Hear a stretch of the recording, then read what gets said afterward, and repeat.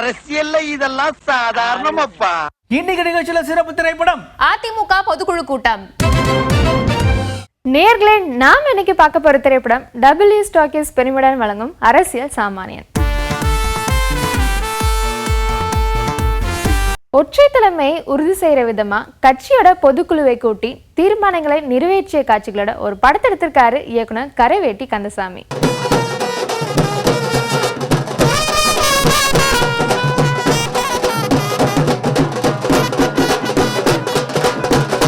நிர்வாகிகளை வரவேற்கும் விதமா கட்சியின் அக்மார் அடையாளமான ஆட்டம் பாட்டம் கொண்டாட்டமா களை கட்டியிருக்க தொடக்க காட்சி.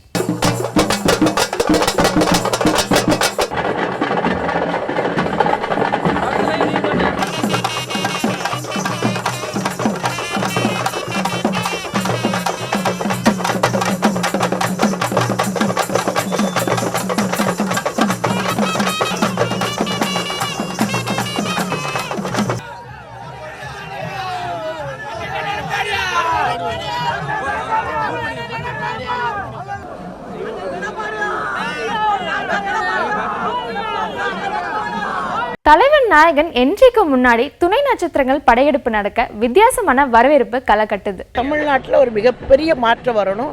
அண்ணன் எடப்பாடியார் தலைமையில் மிகச்சிறந்த ஒரு நல்லாட்சி, மக்களாட்சி மலரணும். நிச்சயமா அவரை தவிர வேற யாரு? அவரு தான் பொதுச் செயலாளர், அவரு தான் சிஎம், அவரு தான் நிச்சயம் எங்களுடைய தலைவர், அவரு தானே. இந்த பொதுக்குழு 2026 சட்டமன்ற தேர்தலில் அனைத்து இடங்களையும் வெற்றி பெற்று எடப்பாடி பழனிசாமி முதலமைச்சராவதற்கான பொதுக்குழுவாகும். முக்கியமா எப்படி கட்சி நிர்வாகிகள் தேர்தல் பணியாற்ற வேண்டும். அண்ணன் கொண்டு வந்த நிறைய நல்ல திட்டங்கள், எடப்பாடி அண்ணன் அவரோட ஆட்சியில் மக்களுக்கு நிறைவேற்ற நல்ல திட்டங்கள் அனைத்தும் மக்களுக்கு இன்னும் விழிப்புணர்ச்சி உண்டாக்க வேண்டும். ஒவ்வொரு தொண்டரும் கட்சியோட சாதனைகள் எடுத்து சொல்லணும், திமுக அராஜகங்கள் எடுத்து சொல்லணும். எடப்பாடியாரை தமிழகத்தின் ஆட்சி கட்டிலில் அமர்த்துகிற பொதுக்குழு டிடிவி மக்களுடைய தலைவர் என்று நீங்கள் கருதுகிறீர்களா?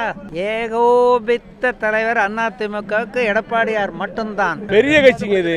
அதிமுக பெரிய கட்சி, மாபெரும் கட்சி, கோடிக்கணக்கான தொண்டர்கள் உள்ள கட்சி. இந்த கட்சியில் அங்கங்க கருத்துக்களை சொல்லக்கூடியவர்கள் இருப்பார்கள். கருத்துக்களை சொல்வார்கள். அது ஆய்வு கூடத்தில் களப்பணியில் தான் சொல்லுவாங்க, அது செயல்வீரர் கூடத்தில் சொல்லுவாங்க. அதைத்தான் செஞ்சுருக்காங்க. இது சண்டை கிடையாது, சச்சரவு கிடையாது. மக்கள் இப்போ ரொம்ப அதிருப்தியில் இருக்காங்க. திமுக ஆட்சியில் ரொம்ப அதிருப்தியில் இருக்காங்க. கண்டிப்பாக மக்கள் எல்லாருமே இப்போ புரிஞ்சுக்கிட்டாங்க அப்படின்னு தான் நான் சொல்வேன். விழிப்புணர்வோடு இருக்காங்க. அனைத்து இந்திய அண்ணா திராவிட முன்னேற்ற கழகம் தான் நல்ல ஒரு நிர்வாகம் கொடுக்க முடியும், மக்கள் சார்ந்த ஒரு ஆட்சி கொடுக்க முடியும், மக்களுக்கான ஒரு பணிகளை செய்யக்கூடிய ஒரே ஒரு கட்சி அனைத்து இந்திய அண்ணா திராவிட. சேர்த்துக் கொள்ளப்படுவார்கள் மேடம். அதை பற்றி நான் இது பேசுறதுக்கு நான் விரும்புகிறேன். அது தேவையில்லாத விஷயம். இப்படை தோற்கின் எப்படை வெல்லும், எமது வெற்றியை நாளை சரித்திரம் நிச்சயம் சொல்லும் சொல்லும் சொல்லும். 2026 அண்ணன் எடப்பாடியார் தலைமை சிறப்பான அம்மாவினுடைய ஆட்சி மீண்டும் அமையும் என்பது இங்கே இருக்கக்கூடிய எங்களுடைய அன்பு சகோதரர்கள். தலைவர் நாயகரின் வருகைக்கும் தொண்டர்களின் எதிர்பார்ப்புக்கும் திரைக்கதையில பெருத்த எதிர்பார்ப்பு உண்டாக்கியிருக்கு. அம்மா கூட்டணி இல்லாமவே 2 முறை ஜெயிச்சிருக்கோம். ஆனா அண்ணன் பொதுச் செயலாளர் கூட்டணி வரும் அப்படின்னு சொல்றாரு. இருந்தாலும் தனித்து நிற்கக்கூடிய தைரியமும் பொதுச் செயலாளர்கிட்ட இருக்குது. ஜெயிக்கணுன்ற நம்பிக்கை இருக்குது. இல்லை விட மாட்டோம். இந்த தடவை மதுரை, திருநெல்வேலி, தூத்துக்குடி, புதுக்கோட்டை மாவட்டம் எதுவுமே விட மாட்டோம். இந்த தடவை அனைத்து தமிழ்நாடே மொத்தமும் எடப்பாடியார் பின்னாடி தான் நிற்குது. திமுக அகஸ்டா இருக்குது. தமிழ்நாடே இப்போ மழை பெய்ஞ்சிச்சு. மழை வெள்ளத்தை கூட ஒன்றும் மக்கள் போய் சந்திக்கல. எல்லாம் முன்னாள் அமைச்சர்கள் எல்லாமே ஓடுறாங்க. முன்னாள் அமைச்சர்கள் அனைத்து முன்னாள் அமைச்சர்கள் மட்டும் தான் போய் வீடாக போய் சென்று எல்லா ஊர்லையும் போய் பார்த்தாங்க. கண்டிப்பா 2026 எடப்பாடி ஆட்சி நடக்கும். இது உறுதி உறுதி உறுதி. ஏழைகளுடைய விடிய வெள்ளியா இருக்கக்கூடிய எங்களது எடப்பாடியார் 2026 நிச்சயமா நாளை முதலமைச்சரா வரதான் போறாரு. தமிழ்நாடு அமைதி பூங்காவனமா உருவாக தான் போகுது. வருகின்ற சட்டமன்ற தேர்தலிலே மாண்புமிகு எடப்பாடியார் பொதுச் செயலாளர் அண்ணன் எடப்பாடியார் தலைமையிலே கழக ஆட்சி அமையும் என்பதை பறைசாற்ற இங்கு நாங்கள் குவிந்து வந்து கொண்டே இருக்கின்றோம். கூட்டத்துல பேசப்பட்ட கருத்துக்களை விட சமையல் கட்டுல என்ன நடக்குதுன்னு அடுத்தடுத்த காட்சியில விறுவிறுப்பு கூட்டியிருக்காங்க. 1000 டன்னு, இப்போ 1000 டன்னு வஞ்சிர மீன், 1000 டன்னு மட்டனு, 1000 டன்னு மீன், இதெல்லாமே விரிவான ஏற்பாடு. தொண்டர்களுடைய அவர்களை திருப்திப்படுத்த வேண்டும் என்பது பொதுச் செயலாளருடைய விருப்பம். ஃப்ரீயாக அவங்கள்ட்ட பேசுகிறேன்.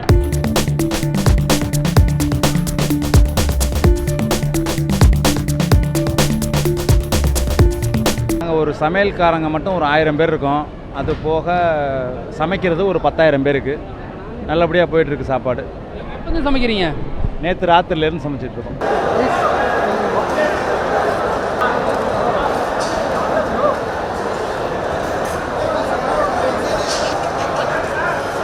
நான்வெஜ்ஜில் பார்த்தீங்கன்னா எங்களுக்கு மட்டன் பிரியாணி, ஃபிஷ் இருந்தது, அதுக்கப்புறம் 65 இருந்தது, மட்டன் கிரேவி, ரசம், சாம்பார், மோர் எல்லாமே அவைலபிள் தான்.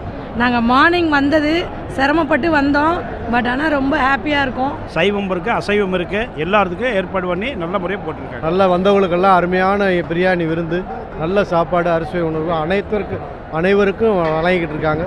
ரொம்ப அருமையாக இருக்குது. எங்கள் கட்சி சொல்ல வேண்டியதே கிடையாது. அது அம்மா காலத்துலேருந்து சிறப்பாக நடந்திருக்கு இது வரைக்கும் பொதுக்குழுன்றது போது.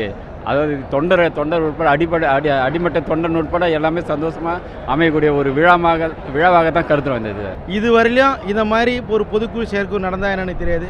எல்லா கல்யாண வீட்டுக்கு போனாலும் கூட கவனிப்பே இருக்காது, எவ்வளோ பெரிய கல்யாண வீட்டில். ஆனால் இது கல்யாண வீடை விட மிஞ்சுது.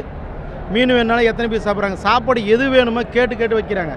ஒரு தொண்டனுடைய மனசு பசி அறிஞ்சு ஒரு தாய் மாதிரி செயல்படுறாரு எங்கள் பொதுச் செயலாளர். எதிர்கால பயணம் எப்படி இருக்க போகுதுன்னு தலைவருக்கே அதிகாரம் கொடுத்துட்டு கிளம்புவதா படம் முடியுது. சொல்ற கேளுங்க தம்பி, ஒரு குடும்பத்தில் அண்ணன் தம்பிக்குள்ள இது இருக்கு. இது ஒரு ஜனநாயக இயக்கம். இது யாரையும் கட்டுப்படுத்துறது இல்லை, அவங்களுடைய உணர்வுகளை வெளிப்படுத்துகிறாங்க. இதுக்கே பொதுச் செயலாளர் அனுமதி கொடுத்துருக்கிறார். அது உங்களுடைய உணர்வுகளை கழகத்தில், அண்ணா திராவிட முன்னேற்ற கழகத்தில் எத்தனையோ தொண்டர்கள் இருக்காங்க, நிர்வாகிகள் இருக்காங்க, அவங்களுக்கு கருத்து மாறுபாடுகள் இருக்கும். ஏன் தலைவரை, இங்கே எத்தனை பேர் ஊடகங்கள் இருக்கீங்க, உங்கள்கிட்ட ஒரே நோக்கம் இருக்குமா? இப்போ ஒருத்தர் கேள்வி கேட்குறாரு, இன்னொருத்தர் கேள்வி கேட்குறீங்க, ஒருத்தர் நின்ற பிறகு கேட்குறீங்களா? நமக்குள்ளே எத்தனை இருக்குது. இது ஒரு கடல் போன்ற இயக்கம். அந்த இயக்கத்தில் எத்தனையோ இதுதான் இருக்கும். ஆனால் எல்லாருமே எங்களுடைய இதில் என்னென்னா, அண்ணா திராவிட முன்னேற்ற கழக இயக்கம் ஆட்சிக்கு வரணும், புரட்சி தமிழர் எடப்பாடியார் மீண்டும் முதலமைச்சராக. மொத்தத்துல அரசியல் சாமானியன் ஆமா ஒற்றை தலைமைதான். We are back to cinema. SK25 பூஜையெல்லாம் அப்படியே ஒரே கலகலப்பா நடந்துருக்கு. SK25 ஆமாங்க, சிவகார்த்திகேயன். ஓகே எல்லாம் ஃபுல்லா ஷார்ட் ஃபார்ம் ஆயிடுச்சு. இப்போ எல்லாமே அப்படிதான். AK SK அந்த மாதிரி. ஏங்க அங்க போறீங்க? இங்க வாங்க. ஒரு ரைமிங்காக சொன்னேன். அமரன் படம் சிவகார்த்திகேயனுக்கு இப்பதான் ஒரு நல்ல சக்சஸையும் கொடுத்துருந்துச்சு. அடுத்ததா சுதா கொங்கரா அவர்களினுடைய இயக்கத்துல சிவகார்த்திகேயன் 25th ஃபிலிம் வந்து நடிக்க போறாரு. சுதா அவர்கள் இயக்கம் அப்படின்னா ஏதாச்சும் ஒரு ஹியூமன் இன்ட்ரெஸ்ட் ஸ்டோரியா இருக்கும். முன்னாடி பாக்ஸிங் கூட வந்து ஜெயம் ரவி அவர்கள் இருக்காங்க, அதர்வா அவர்கள் இருக்காங்க, அது மாதிரி ஒரு நடிகர்கள் பட்டாளமே இருக்காங்க. அதுக்கு முன்னாடி சுதா கொங்கரா அவர்கள் எடுத்த படம் எல்லாமே ஒரு எக்ஸ்பெக்டேஷனை கிரியேட் பண்ணி வச்சிருக்கு. SK சைடும் பார்த்தாலுமே லாஸ்டா இருக்கக்கூடிய படங்கள் எல்லாமே ஒரு எக்ஸ்பெக்டேஷன் கிரியேட் பண்ணி இருக்கிறதுனால இந்த படம் எப்படி இருக்கும் அப்படிங்கிற ஒரு கேள்விக்குறியை ஏற்படுத்தி இருக்கு. ஜெயம் ரவி அவர்கள் அடுத்து நடிக்க போற படம் 34. படத்தோட பேரே 34. 34வது படமா? 34வது படம். தலைப்பு வந்து இன்னும் முடிவு செய்யப்படாதனால இனி கூடிய சீக்கிரம் அறிவிப்பு. ஜெயம் ரவி அவர்கள் ஃபீல்ட்ல ஃபுல்லா தீபாவளியாவே இருக்கு. பேக் டு பேக் படம். ஆமா, தீபாவளி அவர் நடிச்ச படம் தான். பாவனா இந்த கண்ணா அது கரெக்ட் தாங்க. இல்ல பேக் டு பேக் பிரதர், காதலிக்க நேரமில்லை வர போகுது. அப்புறம் SK கூட சேர்ந்து நடிக்க போறாரு. யாருங்க டைரக்டர் இந்த படத்துக்கு? கணேஷ் பாபு. தாடா படம் இல்லையா, அவர் கூட கூட்டணி வச்சுதான் அடுத்த படத்தை வந்து சைன் பண்ணிருக்காங்க. அதற்கான பூஜைகளும் நடந்திருக்கு. சூரி ஐஸ்வர்யா லட்சுமி கூட்டணியில ஒரு படம் வந்து தயாராக போகுது. இந்த படத்தை விலங்கு வெப் சீரிஸ் இயக்குனர் தான் பாஸ்கர். விலங்கு ஒரு ஃபேமஸ் வெப் சீரிஸ். ஆமா, இயக்குனர் வந்து இயக்க போறாரு அப்படிங்கிற ஒரு அனௌன்ஸ்மெண்ட் எல்லாம் ஆல்ரெடி வந்திருந்துச்சு. என்ன காம்பினேஷன்ல இருக்கும் படம், வந்து காமெடியா இருக்குமா இல்லைன்னா வந்து சீரியஸா இருக்குமா? ஏன்னா லாஸ்டா கருடன், விடுதலை மாதிரியான படங்கள்ல சூரியனுடைய ஆக்டிங் அப்படிங்கிறது கொஞ்சம் டிஃபரெண்டா, நமக்கே பார்க்க டிஃபரெண்டா இருந்துச்சு. ஐஸ்வர்யா அவர்களும் வந்து லீட் ரோல் தான் பண்ணாங்க. கட்டா குஸ்தில அவங்க தான் ஹீரோயின். ஹீரோயின் அவங்க குஸ்தியே போடுவாங்க. பொன்னியின் செல்வன்ல அப்புறம் பூங்குழலி கேரக்டர். சோ அவங்களுக்கும் ஒரு தனியான ஃபேன் பேஸ் எல்லாமே இருக்கு. இந்த படத்துக்கு மாமன் அப்படிங்கிற டைட்டிலும் வச்சிருக்காங்க. அதை தான் அனௌன்ஸ் பண்ணிருக்காங்க. மாமன் லவ் ஸ்டோரியா இருக்குங்க. எத்தனை பார்த்துருக்கோம், முறை மாமன், சொந்தக்கார மாமன்லாம் பார்த்துருக்கோம், தாய் மாமன் அந்த மாதிரி வந்துருச்சுல ரீசெண்ட் வீடியோ அண்ட் போட்டோஸ்லாம். என்ன அஜித் குமார் அவர்கள் நடிக்க போற அடுத்த படத்துக்கான அப்டேட்டுங்க. ஏங்க அது அப்டேட்னு சொல்லாதீங்க, படம் எல்லாம் முடிஞ்சிருச்சு. படம் அவரோட ஷெட்யூல் முடிஞ்சதுனால அப்ப எடுத்த கிளிக்ஸ் தான் வந்து வெளியே ரிலீஸ் பண்ணிருக்காங்க. இணையதளத்துல நம்ம பசங்க என்ன ஷேர் பண்றாங்கன்னா, வாலி படத்துல பார்த்த மாதிரி இருக்கு, அமர்கலம் படத்துல பார்த்த மாதிரி இருக்கு, தீனா படம் பார்த்திருக்கீங்களா? பரவாயில்லைங்க, 2K கிட்ஸுக்கு தெரியுதுங்க. தீனா படத்துல தலையை பார்த்த மாதிரி இருக்குன்னு ஷேர் பண்ணி விட்டுட்டு இருக்காங்க. அஜித் குமார் அவர்களும் வித்தியாசமா ஃபுல்லா வந்து ட்ரிம் பண்ணி ஜீரோல போட்டார் போல. இந்த வீடியோலயும் 2 வெரைட்டி வந்திருக்குது. ஒண்ணு வந்து சுனில் அவர்கள் கூட ஆக்டர், 2 பேர் பேசியிருக்கிற மாதிரி கேஷுவலா அது டிஸ்கஸ் பண்ணிட்டு இருக்காங்க. அந்த பக்கம் தெலுங்கு காமெடியன், எங்க வில்லனும் அவரு வில்லன் காமெடியன். இன்னொரு பக்கம் பார்த்தா யோகி பாபு அவர்கள் கூட இருக்கிற மாதிரியான அந்த கெட்டப் லுக்குமே வந்து ரிலீஸ் ஆயிருந்துச்சு. ஏகேவை பார்க்க ஆரம்பிச்சிட்டு நல்லா இருக்காரு. சரி, நல்லா இருக்காரு பாருங்க. We are back to sports. Sports அப்படின்னு இப்ப யோசிச்சாலே செஸ்ல குகேஷ் அவர்களோட ஞாபகம் தான் நம்ம எல்லாத்துக்குமே வருது. அவரும் தமிழ்நாட்டுக்கு என்ட்ரி கொடுத்திருக்கிறாரு. வரும்போதே அப்படியே வரவேற்பெல்லாம் பயங்கரமா இருக்குது. நிறைய கிரௌட்லாம் வந்து அது சொல்லுங்க, சாம்பியன் ஆயிருக்காரு, வேர்ல்ட் சாம்பியன் ஆயிருக்காரு, செஸ் சாம்பியன், இளம் வயதுல ஆயிருக்காரு. தமிழ்நாட்டை பொறுத்த வரைக்குமே விஸ்வநாதன் ஆனந்த் அவர்களுக்கு பிறகு குகேஷ் அவர்கள் வந்து இந்த பட்டத்தை பெற்றிருக்கிறதுனால ஒரு பெருமையான விஷயமாகவும் பார்க்கப்படுதா. Basically 2 dead people playing chess and its mistakes happen in those moments. Government சார்பா வெல்கம் பண்ணிருக்காங்க. ஆமா, அந்த தமிழ்நாடு அரசு அப்படிங்கிற அந்த கார்ல தான் அவர் வந்து என்ட்ரியே கொடுத்திருக்காரு. பூங்கத்தெல்லாம் கொடுத்து சால்வெல்லாம் அனுப்பிச்சு வெல்கம் பண்ணிருக்காங்க. அவர் நிறைய விஷயங்களும் சொல்லியிருக்காங்க, என்னென்ன மாதிரி டிஃபிகல்ட்டிஸ் இருந்துச்சு, இல்லைன்னா நான் எப்படி ப்ரிப்பேர் ஆனேன். Gayu has been a huge support for the past 2 years. He has been my chess trainer. I mean, he has done a lot for me. And Paddy has, made sure that I'm emotionally, physically and mentally prepared for this huge challenge. So I would like to thank them both. So இன்னைக்கு நிகழ்ச்சி பார்த்து enjoy பண்ணிருப்பீங்க அப்படின்னு நம்புறோம். நாளைக்கு இதே மாதிரி இன்ட்ரெஸ்டிங்கான விஷயத்தோட உங்களை வந்து சந்திக்கிறோம். இந்த நிகழ்ச்சி விடைபெறுவது நான் உடைய சிவா, நான் திவ்யா. அரசியல்ல இதெல்லாம் சாதாரணமாப்பா.